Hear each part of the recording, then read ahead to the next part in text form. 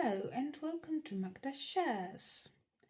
Today I want to give you the summary of episode number 3 of Gabby Petito.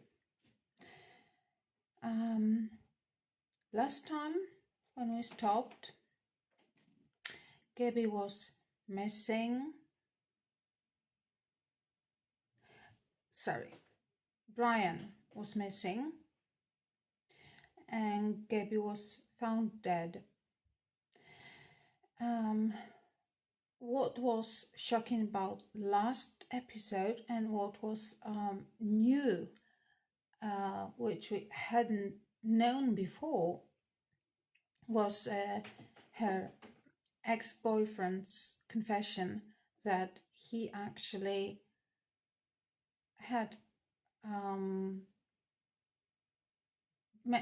had some conversations with Gabby before she died, and she wanted to leave Brian, but she was too scared. She didn't articulate what she was scared of, but she was too scared, and perhaps she would have told him, but he didn't answer her last phone when she called him when he was at work, and that was the last time she called before she died, before she disappeared. Okay.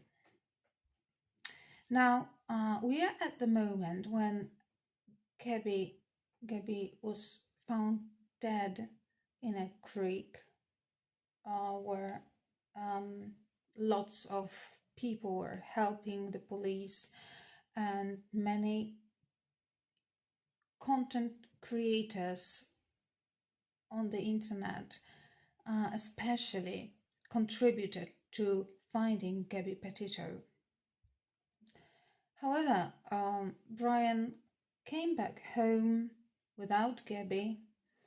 He lawyered up immediately, even before coming back home,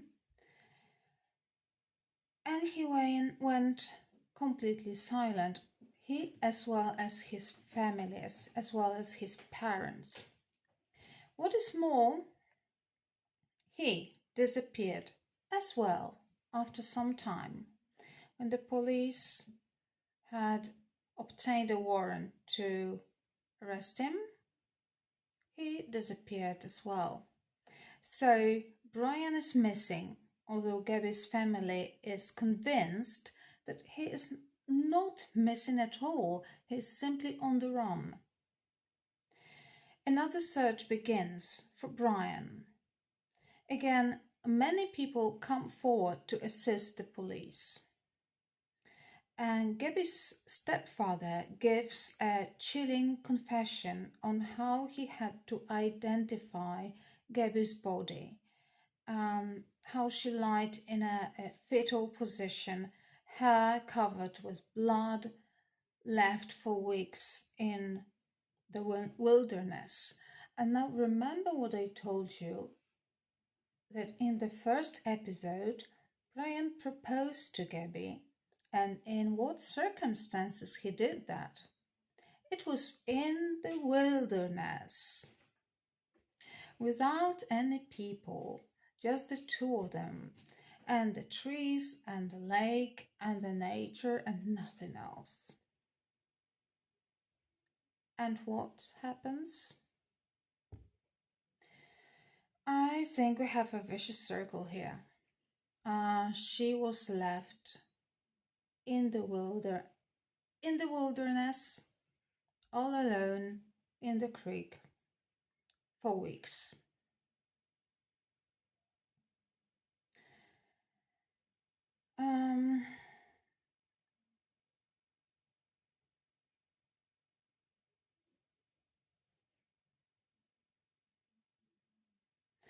Her mother says she doesn't remember anything from that day. Those are very emotional recollections. Her parents, her stepfather, they say a lot and they still hurt. Those are very, very painful moments and remembrances to share, even up till now. Her ex-boyfriend regrets not answering her last phone, as he thinks it may have saved her. Maybe it would have saved her. Who knows? Investigation shows that Brian killed Gabby, moved her near the creek, and staged the body. So what he did was not only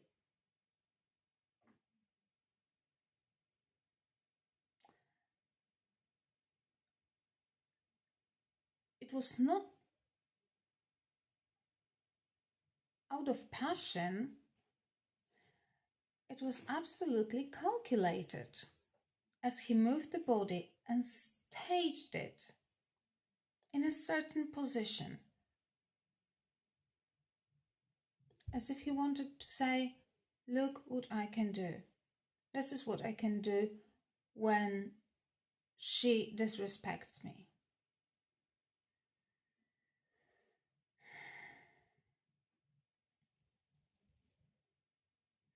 The day after he kills her, he goes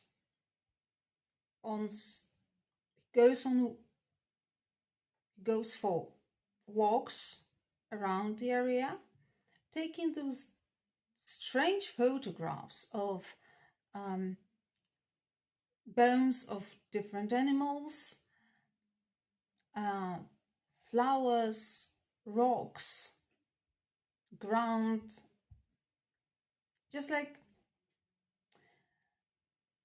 it actually doesn't make any sense what he wants to record, what he wants to convey, what message he wants to convey. It just doesn't make any sense.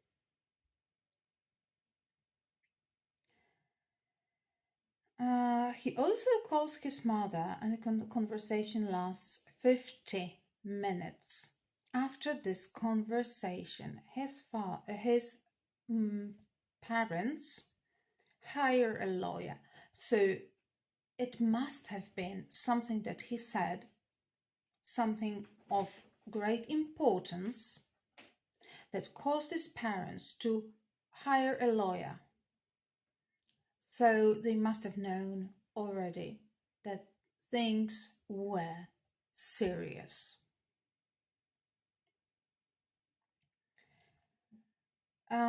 He texts Gabby from Gabby's phone and from his own phone, as if exchanging messages to create an alibi for himself. He also uses Gabby's credit card to pay for example, buying petrol. And what is striking is when he withdraws money from her account, it is $700. The memo is, "Goodbye, Brian. I'll never ask you for anything again." Pretending that it's Gabby writing this in a memo.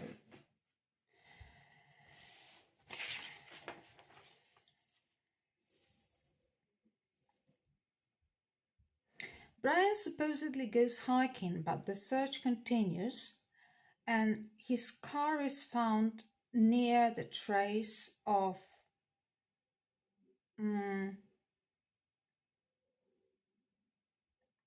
his car is found, but no trace of Brian after 37 days.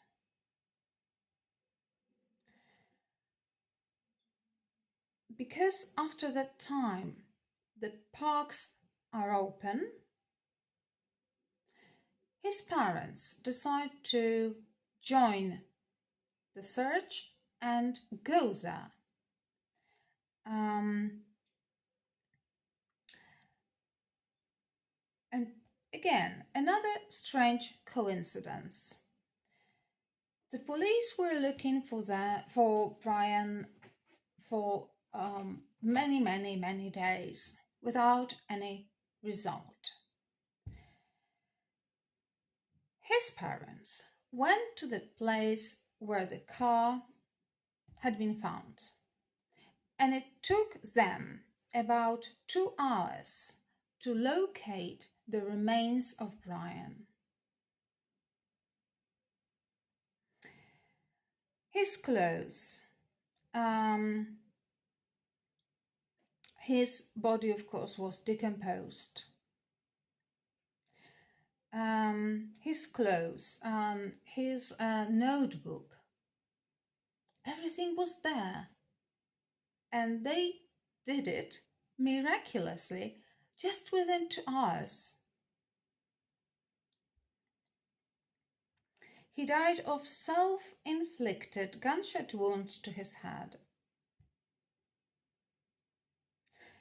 In the waterproof bag, there are pictures of Gabby and himself, as well as his diary, including the explanation of what happened to Gabby that day when she died. According to Brian, she slipped in the creek, fell and hit in her head so badly that due to the injury, she started shaking violently, gasping in pain and begging him to end her pain. And so he did that. He ended her pain. However, he couldn't live with this idea of killing her, and he couldn't live without her. So he decided to unalive himself as well. But that story is not consistent with what the autopsy says. The autopsy says that she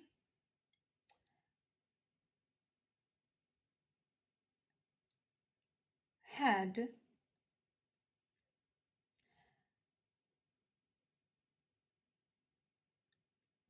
first of all, she was strangled.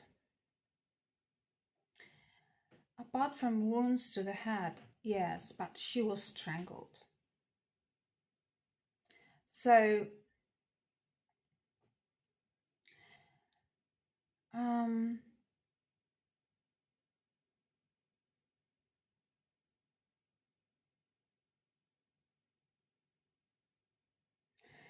Gabby's stepfather also says something very interesting and shocking.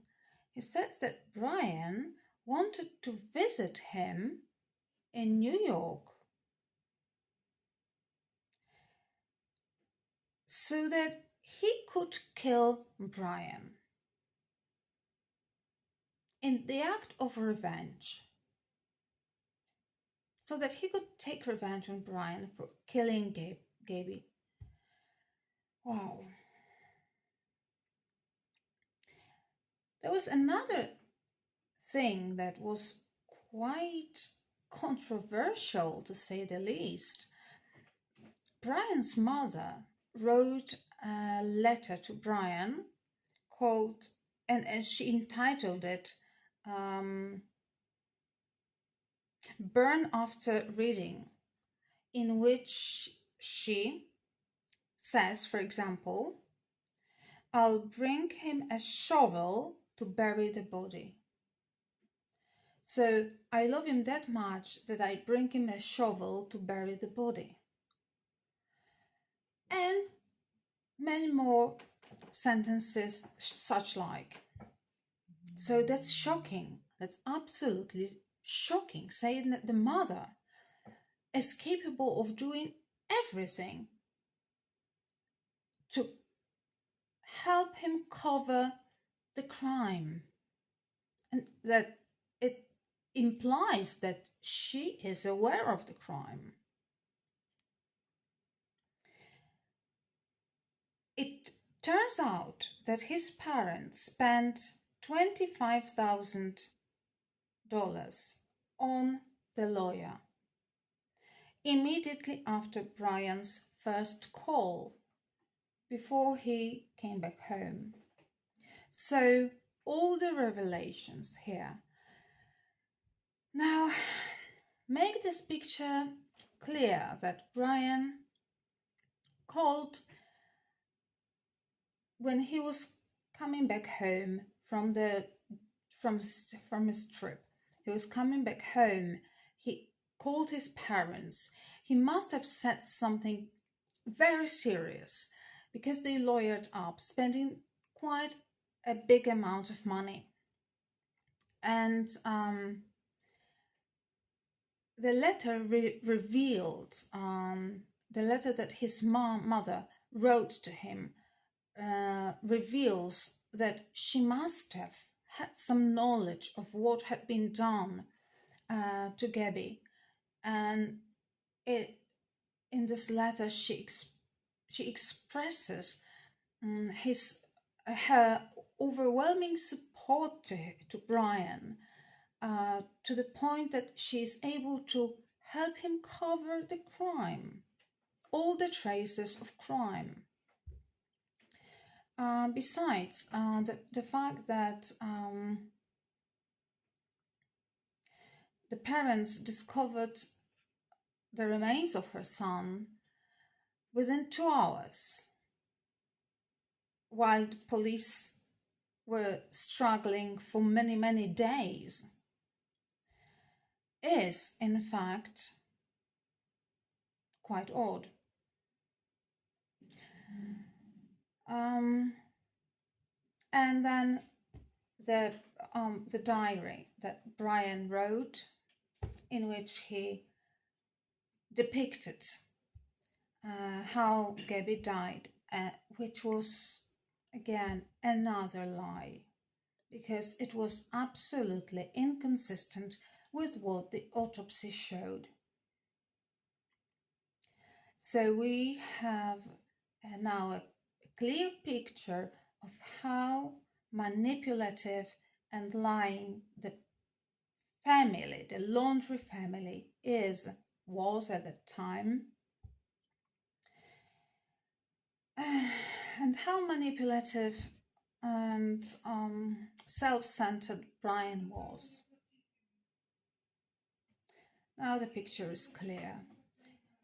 Quite a few shocking new details which were shown in this documentary. Okay, this is it, folks. This is the summary of the 3 episodes of Gabby Petito, American Murder. Thank you so much for joining me, and have a great time, have a great evening or day. Be safe. See you next time. Bye.